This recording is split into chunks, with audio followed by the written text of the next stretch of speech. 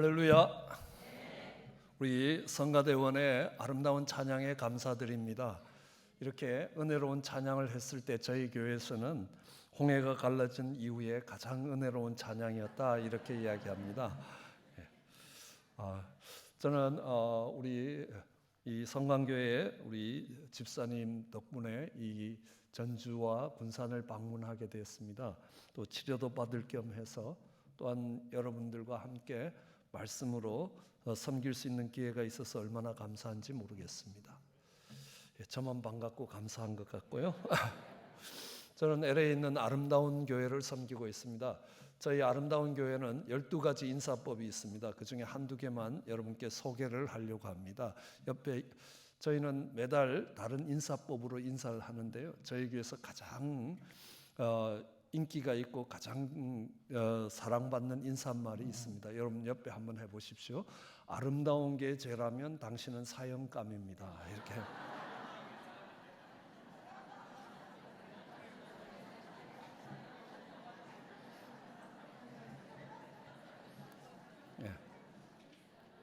저는 저희 교회의 모든 성도님들을 왕자병, 공주병 환자로 만드는 게 제 목표입니다.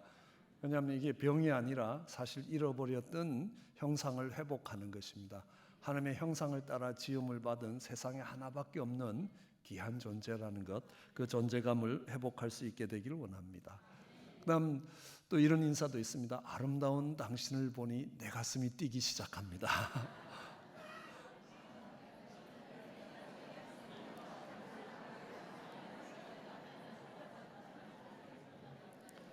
자, 이런 인사를 자주 했더니만 우리 청년들은 이쁜 자매님 옆에서 꼭 예배를 드려요. 그래서 자기 감정의 표현이기도 한데 그런 연애할 때의 표정은 아니고, 왜냐하면 전 이 인사를 할 때마다 독립운동을 하시던 독립투사들을 생각해 봅니다. 빼앗긴 나라를 찾기 위해서 목숨을 걸고 정말 죽음의 사선을 넘으며 싸움을 했던 그분들이 같이 싸울 동지를 만날 때 얼마나 감격하겠습니까? 빼앗긴 하나님의 나라를 찾기 위해서 정말 이렇게 십자가를 지고 함께 정말 걸어갈 수 있는 동역자들을 만날 때 그런 감격이 있어야 된다라고 생각을 합니다. 오늘 저희가 읽은 역대하 7장 14절은 제 인생에 있어서 좌우명과 같은 말씀입니다. 제 이메일 주소가 역대하 7장 14절입니다. 지메일에 있는 것, 핫메일에 있는 것, 한메일에 있는 것 모두 역대하 7장 14절입니다. 그리고 저희 교회의 제 아이디가 역대하 7장 14절입니다. 제가 인터넷에서 만들 수 있는 모든 아이디는 역대하 7장 14절입니다. 그렇게 20년을 살아왔습니다. 저는 이 말씀을 생각하지 않고 하루가 지나가는 날이 거의 없습니다. 20년 동안 이 한 말씀을 묵상해 가니까 하나님께서 이 한 말씀 안에 얼마나 많은 은혜를 더하여 주시는지 모릅니다. 아마 하라고만 하면 제가 이 말씀 한 구절을 가지고 지금 40시간을 강의를 할 수 있습니다. 신학교에서 그렇게 하기도 합니다. 오늘 40시간 할 생각은 전혀 없습니다. 걱정 안 하셔도 됩니다. 사실 이 말씀이 제게 있어서 좌우명이 됐던 조그마한 사건이 하나 있었습니다. 저는 미국에 나이가 30이 돼서 미국 유학을 갔습니다. 유학을 가서 처음 예수님을 구주로 영접하게 되고 신앙생활을 시작했습니다. 그래서 석사과정과 박사과정을 마치면서 박사과정 논문을 내는 날 신학교로 가기 위해서 플로로 출발을 했습니다. 그래서 신학교에 오면서 어느 전도사님이 기도해 주신 것처럼 당신은 LA에 가면 가자마자 담임 목회를 할 것이라 라고 이야기합니다. 그래서 제가 서리 집사에서 이틀 만에 담임 전도사가 됐습니다. 아직 신학교에 원서도 내기 전에 담임 전도사가 됐습니다. 미국 남침례교회는 그런 제도가 있습니다. 아직 안수를 받지 않더라도 그렇게 할 수 있게 되어 있기 때문에 담임 전도사가 되어서 바로 교회 길 건너에 조그마한 아파트에 집을 구했습니다. 그 아파트가 동네에서 제일 싼 아파트였습니다. 한국은 아파트가 굉장히 비싼 거주 지역입니다. 미국은 아파트에 산다 그러면 일반적으로 가난한 사람으로 취급을 받습니다. 근데 어쨌든 길 건너 아파트에 조그마한 집을 구했는데 이 아파트가 가격이 싸고 이랬기 때문에 이 아파트에 이사 오시는 분들은 거의 아직 생활의 기반이 잡히지 않으신 분들이 그 아파트로 이사를 왔습니다. 우리 옆집 윗집에 한 가정이 이사를 왔습니다. 아직 그분들이 어떤 분인가 보기 전에 아마 저하고 나이가 비슷할 것이라는 생각을 했습니다. 왜냐하면 저희의 딸과 그 집 아들이 나이가 같았습니다. 그리고 또 그 집 딸이 우리 아들보다 나이가 조금 더 많은 걸 보니까 거의 비슷한 연배인 것 같습니다. 근데요, 정말 이분들이 싸우기 시작하더라고요. 처음엔 그냥 싸우다가 점점 소리가 커져서 저희 집까지 들리기 시작합니다. 그다음에 조금 더 심해지니까요, 사람 살려 그러면서 뛰어나가고 뒤에 전연 잡아라 그러고 뛰어가는 사람이 있습니다.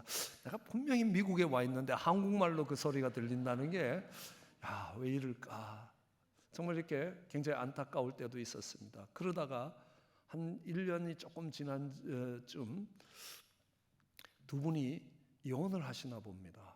그래서 미국은 이혼을 하니까 남자가 집을 나가더라고요. 큰 테레비를 들고 뒤뚱뒤뚱 걸으면서 걸어 나가시는 겁니다.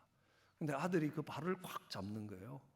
아빠 가지 말라고 잡는 건지 테레비 놓고 가라고 잡는 건지 모르지만 하여튼 아버지 발을 꽉 잡았습니다. 그러니까요, 이 아버지가 그 아들을 발로 뻥 차고 가는 겁니다. 우연히 집에 들어와 있다가 창문으로 그 장면을 목도했습니다. 그 아들이 한 1m쯤 날라서 잔디밭에 콱 처박히더라고요. 얼마나 화가 나는지 모릅니다. 그러면서 이런 생각을 해봅니다. 역사의 수레바퀴는 돈다. 그 말은 뭐냐면 지금은 당신이 힘이 있어서 당신 자녀를 발로 차지만 조금 있으면 당신 자녀들이 힘을 얻고 당신을 발로 차는 시간이 곧 올 거다라는 생각이 듭니다. 그러면서도 정말 이렇게 마음이 가라앉질 않습니다. 사실 그 집 아들이 참 잘생겼습니다. 그리고 제가 처음 보니까요, 얼마나 예의가 바른지 모릅니다. 저를 딱 만나자마자 알지도 못하는 이웃집 아저씨인데, 인사도 한 번 안 한 이웃집 아저씨인데 안녕하세요 하고 90도로 인사를 하는 겁니다. 저희 딸들은요, 지나가면서 아빠 어깨 탁 치면서 하이 댓 이러고 지나가는데 얼마나 예의가 바릅니까? 내가 딸 잘못 키운 것 같다 하는 생각이 들 정도였습니다. 근데 정말 부부가 이혼을 하고 한참 가정의 어려움이 지나가니까 한 1, 2년 지난 뒤에 어느 날 집으로 돌아오는데 아파트 한 모퉁이에서 그 아이 손에 담배가 들려 있는 게 보입니다. 그리고 조금 더 시간이 지나니까요, 담배가 마리화나로 바뀌는 겁니다. 조금 더 지나니까 마약을 해서 눈에 초점이 없이 얼굴이 시커멓게 바뀐 그 아이를 확인할 수 있었습니다.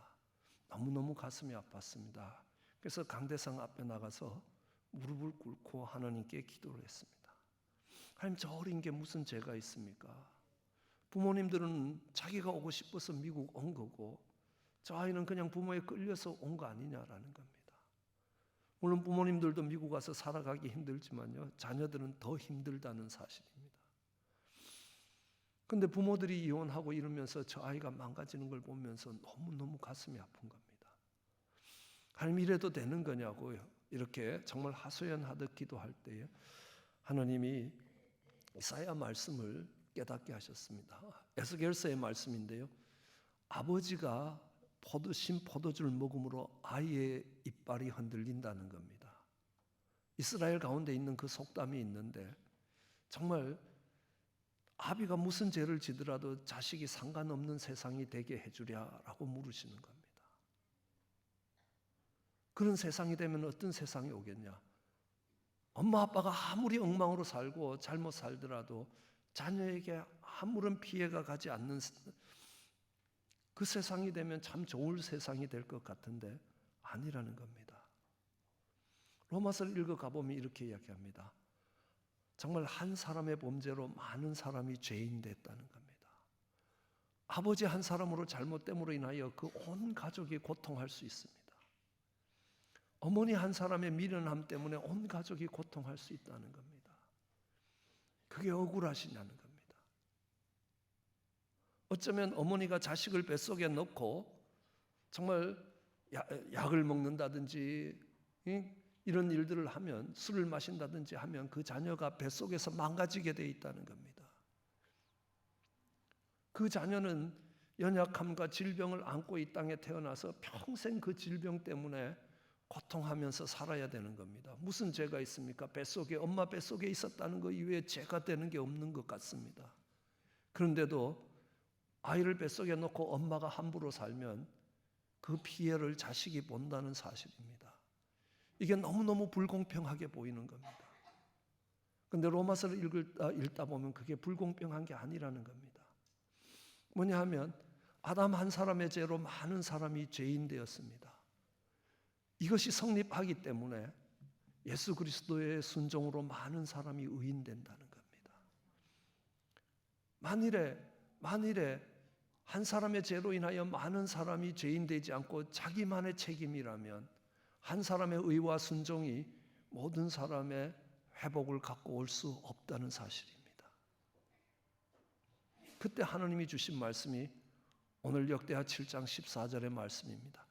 내 이름으로 일컫는 내 백성이 그 악한 길을 떠나 스스로 겸비하여 기도하여 내 얼굴을 구하면 내가 하늘에서 듣고 그 죄를 사하고 그 땅을 고칠 것이라.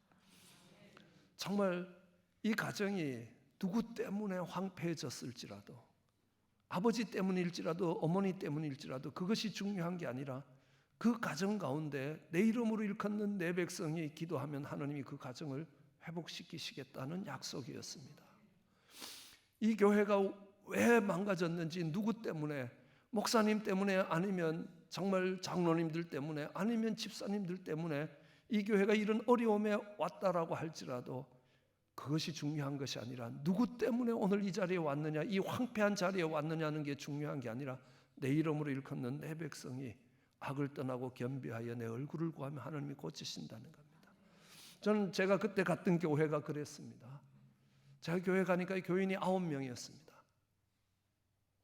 그것도요 80이 훨씬 넘은 노부부가 계셨습니다. 그분들은 운전을 못 하시니까 교회가 데리러 가면 그 차 타고 교회에 오시는 겁니다. 라이드 주는 교회에 오시는 거거든요.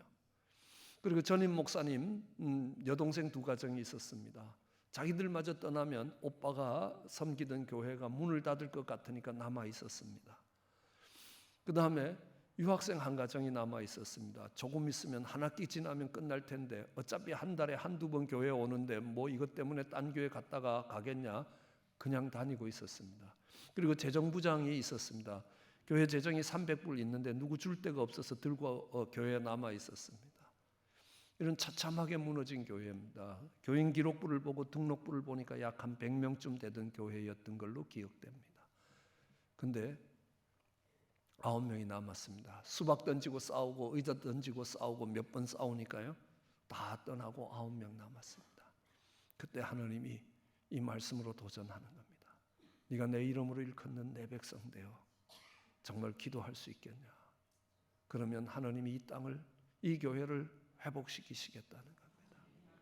그리고 7년 뒤에 그 교회는 LA에서 선교대회를 주최했습니다. 220명 되는 강사 선교사님들을 초청하고 약 1200명의 선교 지도자들을 USC에 빌려서 정말 그들이 4박 5일 동안 먹고 자고 하는 이 선교대회를 준비하는 중심교회가 됐습니다. 그 선교대회에 필요한 약 60만 불이 넘는 이 비용의 반 이상을 저희 교회가 감당할 수 있었습니다. 하나님이 그렇게 회복시키시는 걸 봅니다.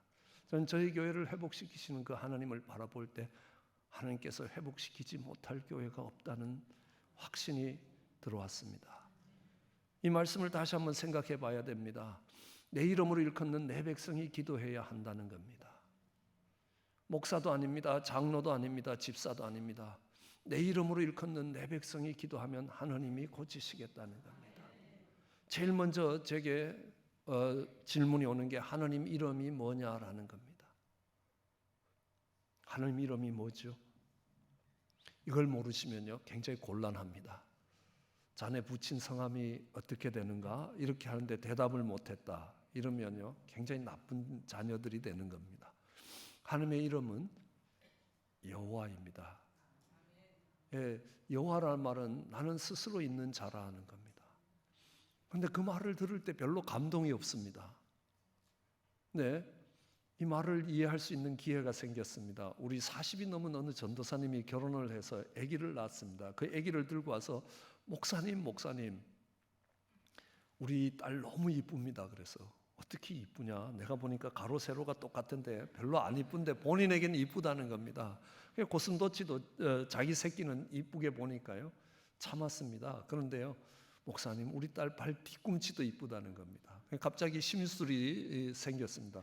왜 이쁘냐 그랬어요. 그랬더니만 저를 닮아서 이쁩니까? 그래서 너도 한번 거울 봐라. 너 닮으면 딸이 어떻게 이쁠 수가 있냐? 절대로 이쁠 수가 없다라고 이야기했습니다. 그럼 왜 이쁘죠? 예, 이쁜 이유가 있습니다. 뭐냐면 그 딸의 생명을 창조하는 데 내가 관여했다는 겁니다. 그것이 그 딸이 이쁜 이유입니다. 어느 날 친구 목사님이 상추를 요만큼 주면서 귀한 거니까 먹으라고 이야기합니다. 이거 1,000원어치도 안 되는데 이게 뭐 귀한 거냐라고 했더니만 내가 뒤뜰에서 키웠다는 겁니다. 씨 뿌리고 물 주고 정말 이렇게 벌레 잡아주고 해서 키운 거니까 귀한 거라는 겁니다. 예, 귀한 겁니다. 왜냐하면 그 상추의 생명이 자라는데 내가 관여했기 때문입니다.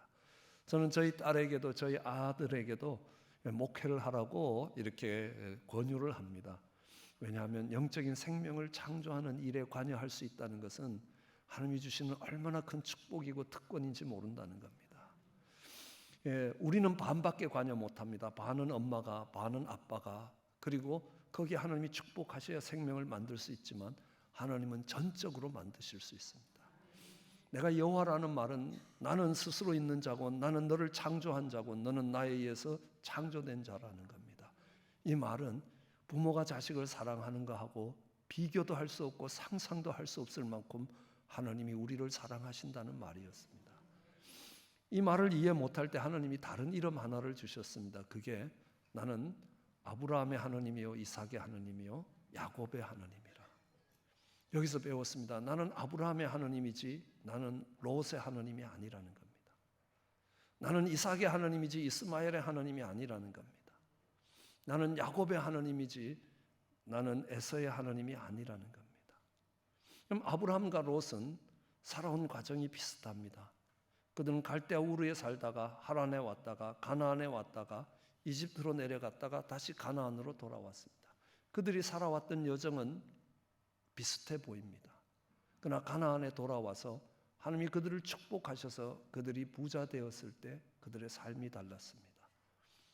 롯은 소돔과 고모라가 아름다워 보이고 물된 동산처럼 보여서 그쪽을 찾아갔습니다. 아브라함은요, 히브리서에 보면 하나님이 약속하신 도성 가나안 땅에 들어와서 그 약속의 유업을 함께 이어갈 이삭과 야곱으로 더불어 장막에 거했습니다. 텐트 치고 살았습니다. 왜냐하면 하나님이 경영하시고 하나님이 지으실 도성을 바라봤다는 겁니다. 어디를 바라보고 사십니까? 저희 아내에게 이야기합니다.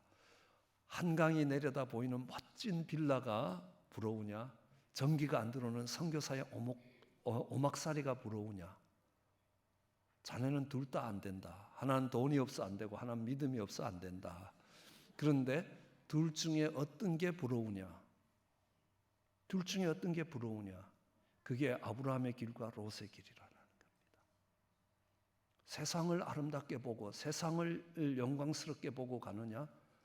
하나님 나라를 영광스럽게 보고 가느냐? 하나님 나라를 바라보며 걸어가는 아브라함의 하나님이라고 이야기합니다. 이삭과 야곱은 그렇습니다. 하나는 인간적인 방법에서 태어났습니다. 하나는 하나님의 방법으로 태어난 겁니다. 하나는 육신의 법을 따라왔고 하나는 성령의 법을 따라왔습니다.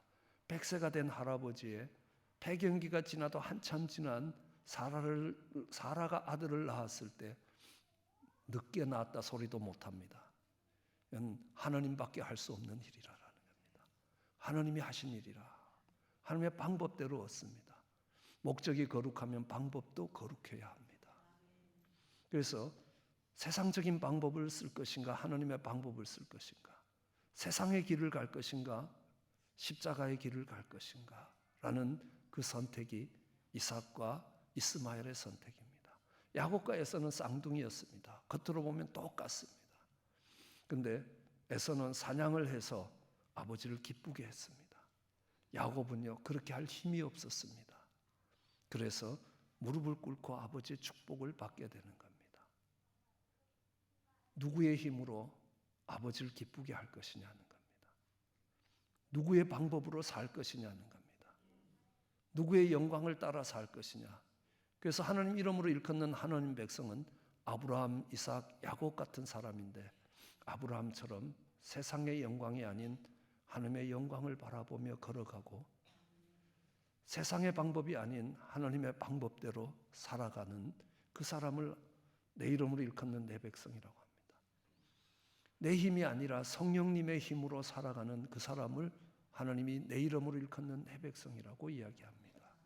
그가 목사든 집사든 누가 되든지 상관없다는 겁니다. 왜 살아야 되는가? 그것이 하나님의 영광입니다. 어떻게 살 것이냐라는 겁니다. 하나님의 방법으로 성령이 주는 그 권능으로 살아가는 사람들입니다. 그들이 해야 될 일이 세 가지가 있습니다. 내 이름으로 일컫는 내 백성이 악한 길을 떠나야 됩니다. 그리고 겸비해야 됩니다. 그리고 하나님의 얼굴을 구해야 한다는 겁니다. 악을 떠나기 위해서는 우리는 악이 무엇인지를 알아야 합니다.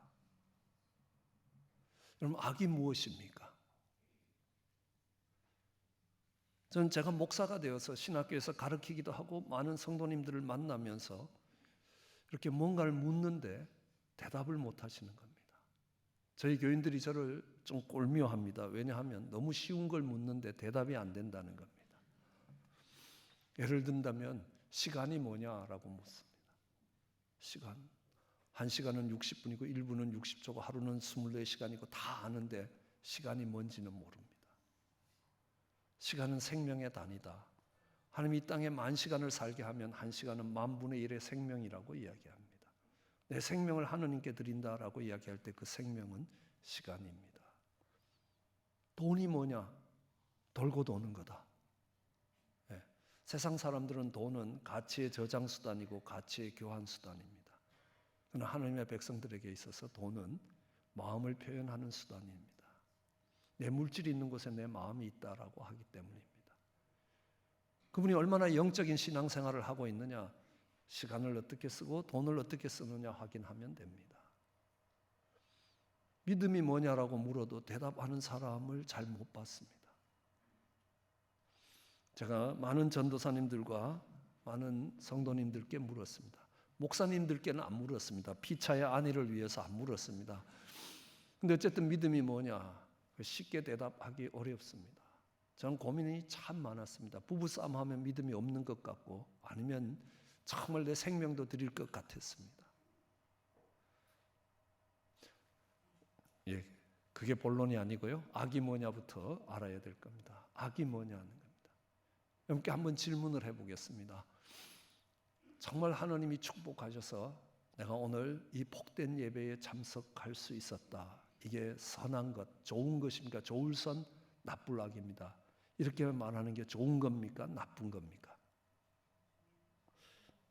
대답을 안 하면 저희 아버님 늘 이렇게 얘기합니다. 말이 말 같잖니, 사람이 사람 같잖니, 왜 묻는 말에 대답을 안 하냐라고 이야기를 하십니다.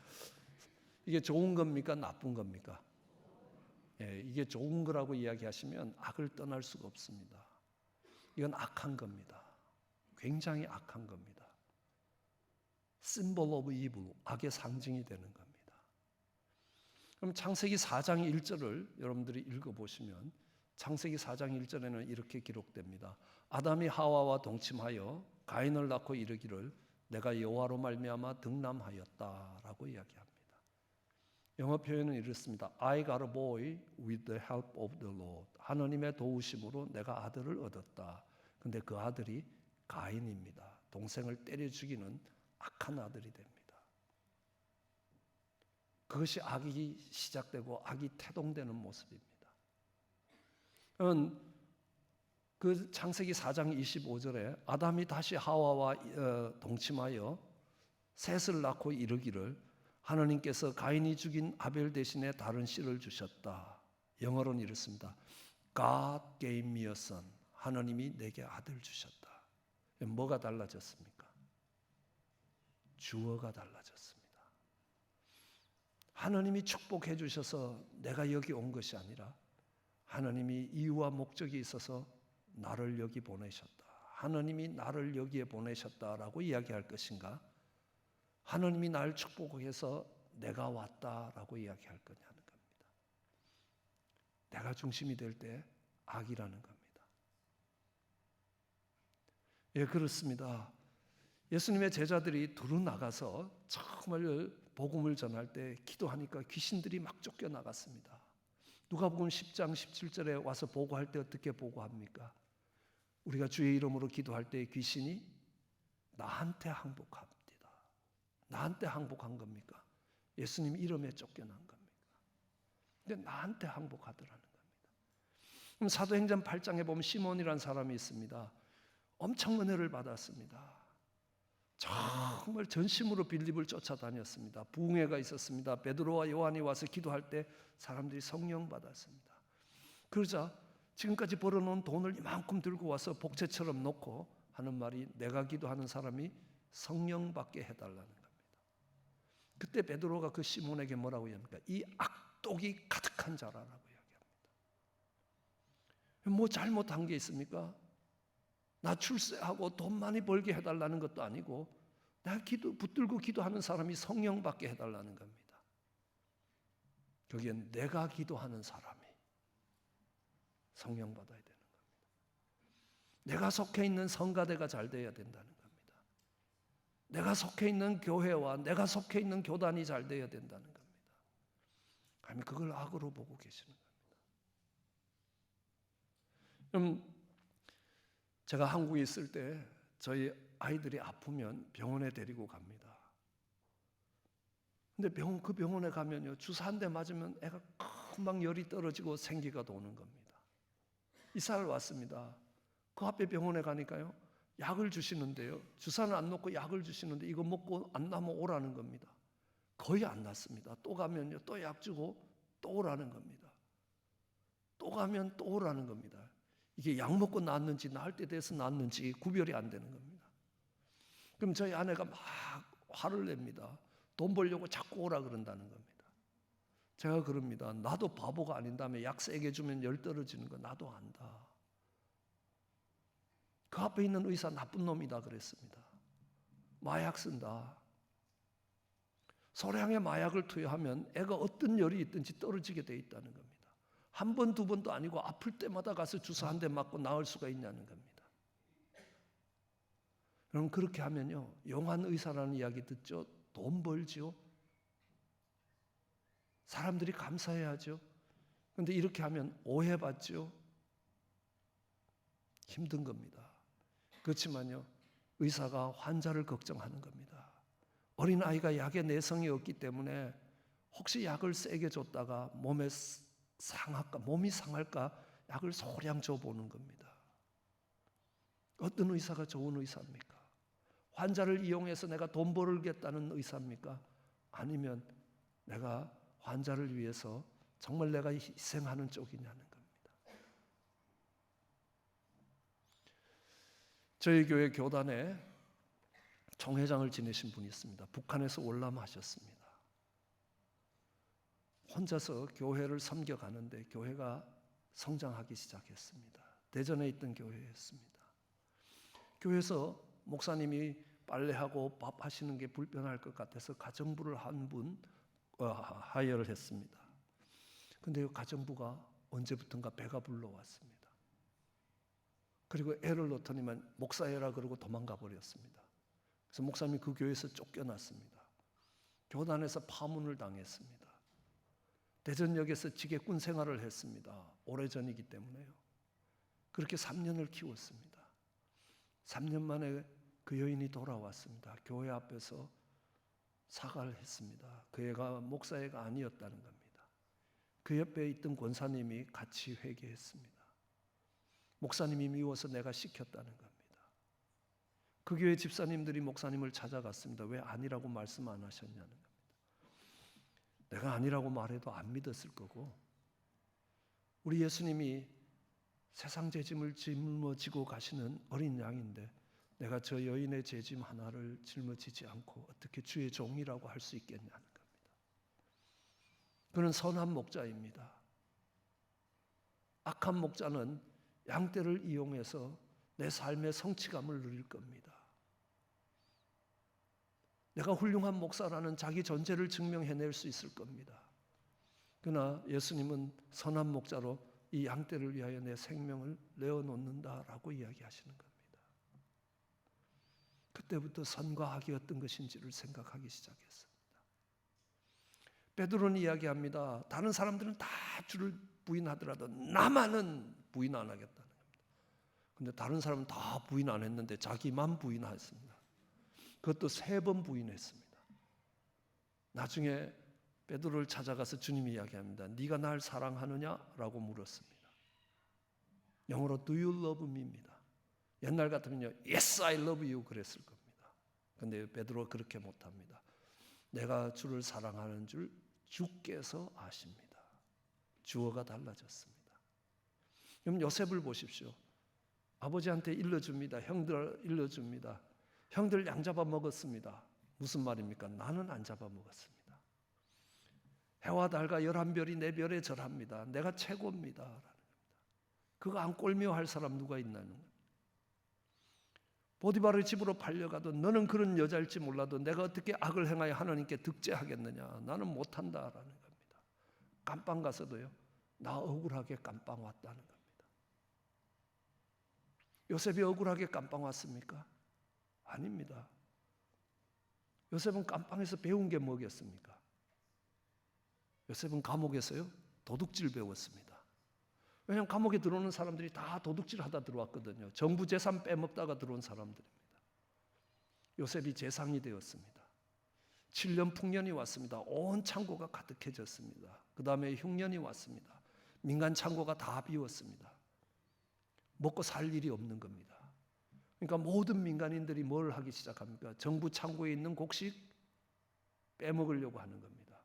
그런데 도둑질의 대가가 누굽니까? 요셉입니다. 감옥에서 온갖 종류의 도둑질은 다 통달을 한 겁니다. 그랬기 때문에 그 곡식을 7년 동안 지켜낼 수 있었습니다. 그 지혜가 없었으면 못 지킵니다. 깜빵 억울하게 온 거냐는 겁니다. 내가 억울하게 깜빵 온 거냐? 아니요, 하나님이 보내신 겁니다. 요셉이 깜빵에서 나올 때부터 달라졌습니다. 뭡니까? 네가 꿈을 잘 해석한다지 제가 아닙니다. 하나님이 그 꿈을 해석해 주실 겁니다. 형들이 날 여기 판 거 아니라는 겁니다. 하나님이 우리의 온 집을 구원하시기 위해서 하나님이 날 먼저 애굽에 보내신 것이라는 겁니다. 보디바르 아내가 나를 모함해서 깜빵 보낸 게 아니라는 겁니다. 하나님이 그 사명을 감당하게 하시기 위해서 나를 감옥으로 보내신 것이라는 겁니다. 주어가 다 달라졌습니다. 악을 떠난 겁니다. 그 악을 떠날 때 하나님이 그 땅을 고치신다는 겁니다. 우리는 악인 줄도 모르고 그걸 하게 되는 겁니다. 하나님이 축복하셔서 내가 이 자리에 왔다. 아주 심각한 악이라는 겁니다. 그 주어가 달라져야 되는 겁니다. 그 영광을 받으시는 분이 하나님 되어야 되는 겁니다. 내 힘으로 주를 부인하는 것 아니라는 겁니다. 내가 목사님 교회 꼭 가겠습니다. 꼭이 길면 길수록 확실하게 못 오는 겁니다.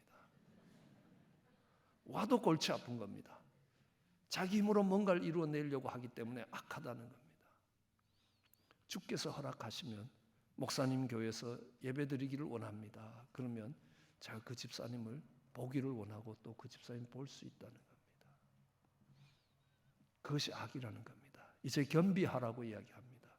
저는 처음 만났는데 고개를 90도로 절하면서 인사하는 우리 집사님이 굉장히 겸손한 줄 알았습니다.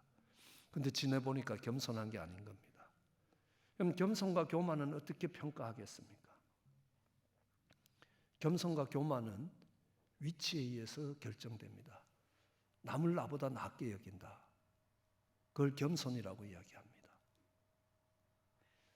이 겸손은 자기가 서야 될 위치보다 낮은 위치에 서면 겸손입니다. 자기가 서야 될 위치보다 높은 위치에 서면 교만이라는 겁니다. 이 위치가 밥 먹을 때의 위치가 아니라는 겁니다. 이거는 의사결정을 하는 위치입니다. 저희 교회에서 제일 교만한 사람이 누군지 아십니까? 식당에 들어가서 목사님 기도하세요 그래요. 나 기도시키는 넌 누구냐?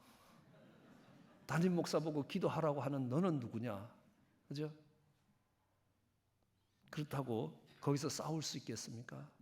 싸우지 못합니다. 그러나 꼭 골로새서 말씀 하나를 외웁니다.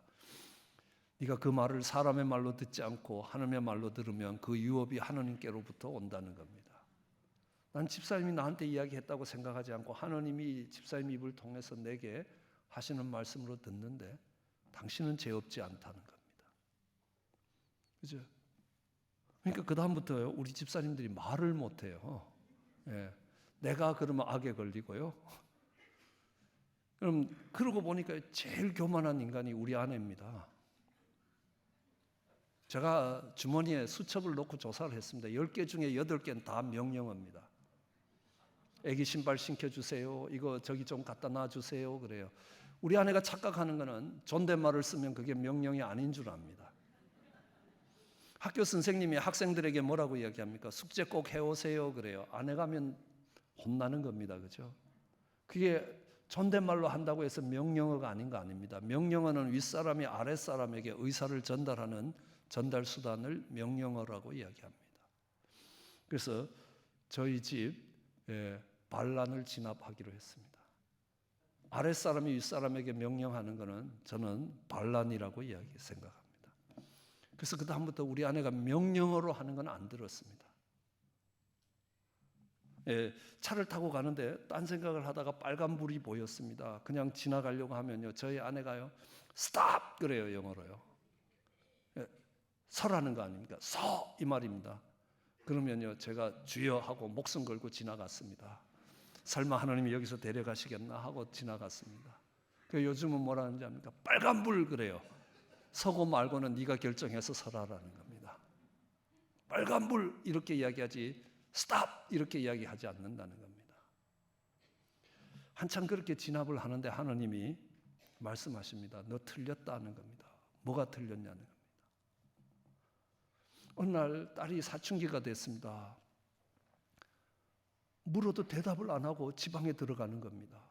얼마나 화가 나는지 올라가서요, 그 방문을 뜯어갖고 시집갈 때까지 안 붙이려고 생각했습니다.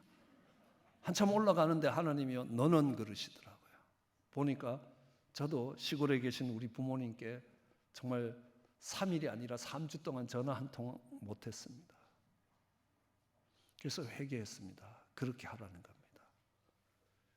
이 반란은 왜 일어나느냐 하면 내가 내 상위 권위자에게 반란을 일으키면 내 하위 권위자가 반란을 일으키게 돼 있다는 겁니다. 언젠가 한번 이 한국에서 큰 선교 집회에 강사로 초청을 받았습니다. 그래서 부모님이 돌아가시기 전이라서 복음을 전할 겸 해서 한국에 오기로 했습니다. 근데 저희 집사님 몇 분이요, 목사님 꼭 가셔야 되겠냐고, 안 가면 안 되겠냐는 겁니다. 그래도 한쪽 귀로 듣고 한쪽 귀로 흘리고 올 텐데요, 하나님이 마음이 편치 않게 하시는 겁니다. 그래서 기도원에 가서 3일 기도를 했습니다. 하나님, 제가 놀러 가는 것도 아니고 선교대회를 섬기러 가는데 왜 이러십니까? 그러니까요, 하나님이 이렇게 물으시더라고요. 너 한국 가는 거 나한테 물었냐? 라는 겁니다. 종이 집 비울 때 주인한테 얘기하는 법이다 라는 겁니다.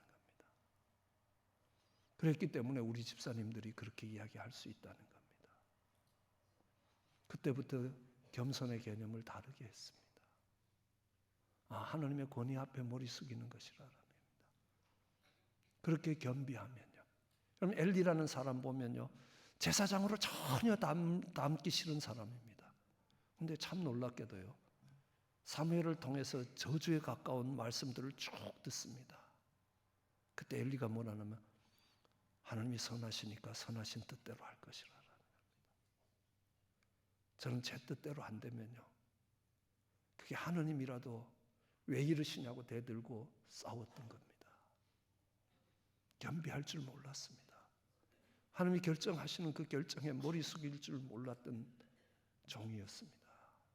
다시 겸비하기를 배우는 겁니다. 끝으로 하나님이 기도하여 내 얼굴을 구하라라는 겁니다. 그럼 기도하는 게 중요한 게 아닙니다. 기도해서 하나님의 얼굴이 살아나야 된다는 겁니다. 미국에는 식당에 가면요, 이렇게 음식을 먹고 난 뒤에 서비스 팁이라는 걸 놔야 되는 겁니다. 보통 10브러치 먹으면 15% 정도를 팁을 넣습니다. 그래서 우리 교인들에게 이야기합니다. 식당에 가서 밥 먹을 때 웬만하면 기도하지 말고 밥 먹으라고 이야기합니다. 당신들이 식당에 가서 기도하고 난 뒤부터는 당신들은 그 식당의 손님이 아니라 하나님 사람들이라는 겁니다.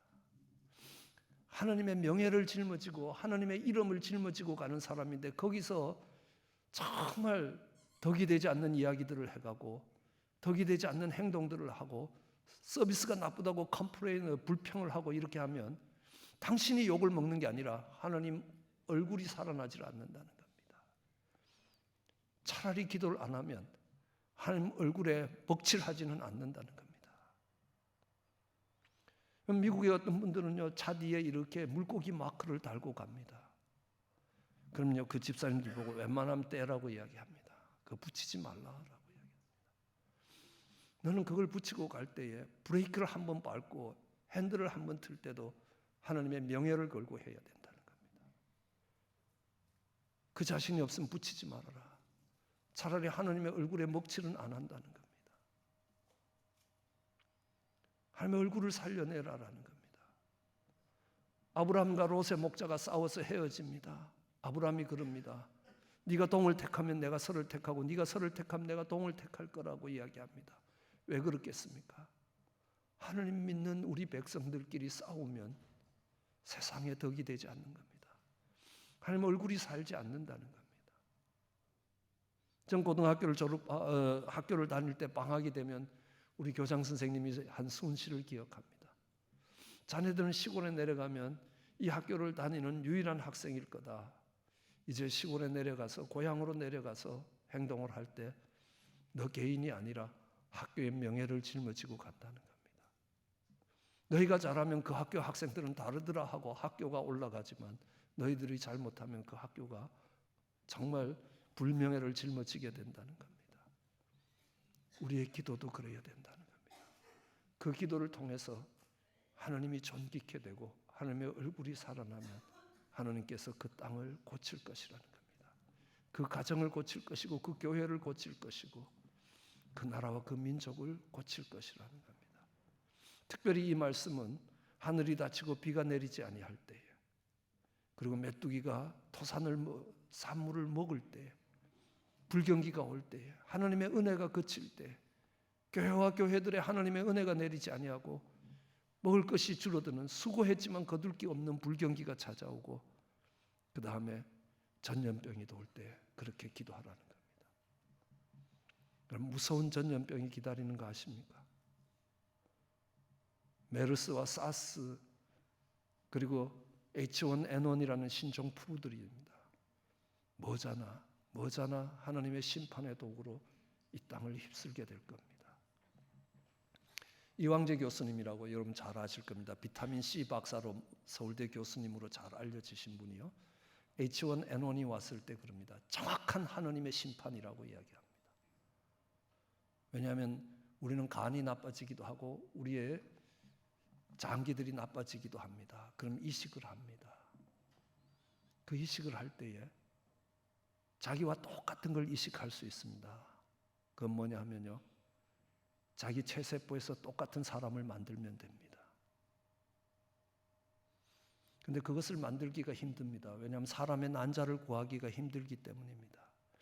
2008년 영국 의회는 그 치료 목적으로 소의 뱃속에서 사람을 키울 수 있게 허락했습니다. 336대 183으로 통과시켰습니다. 그때부터 소의 유전자 배열에서 핵을 하나 뽑고 사람의 핵을 집어넣습니다. 그러면요, 그 소의 뱃속에서 사람이 나옵니다. 그러면 그 사람 속에서 필요한 장기들을 뜯어서 교체할 수 있다는 겁니다. 2008년 샌디에고 생물학회에서는 그것이 간단하다는 기술을 다 세계적으로 공개를 했습니다. 그때 하나님께서요, 소에게 감기를 일으키는 유전자 하나가 사람의 유전자 하나 사이에 끼어들었습니다. 막을 수가 없는 질병이 됩니다. H1N1이 미국에서 발원하면 미국의 3분의 1이 죽을 거라고 이야기합니다. 9천만 명이 죽을 거라고 합니다. 왜냐하면요, 이 H1N1은 이 1920년 초반대에 유럽을 휩쓸었습니다. 스페인에서만 2,500만 명이 죽었고 유럽 대륙에서 1억 명이 죽었습니다. 우리는 그걸 흑사병으로 알고 있지만 H1N1이었습니다. 신종플루였습니다. 하나님의 심판이라는 겁니다. 그때에 어떤 길로도 막을 수 없다는 겁니다.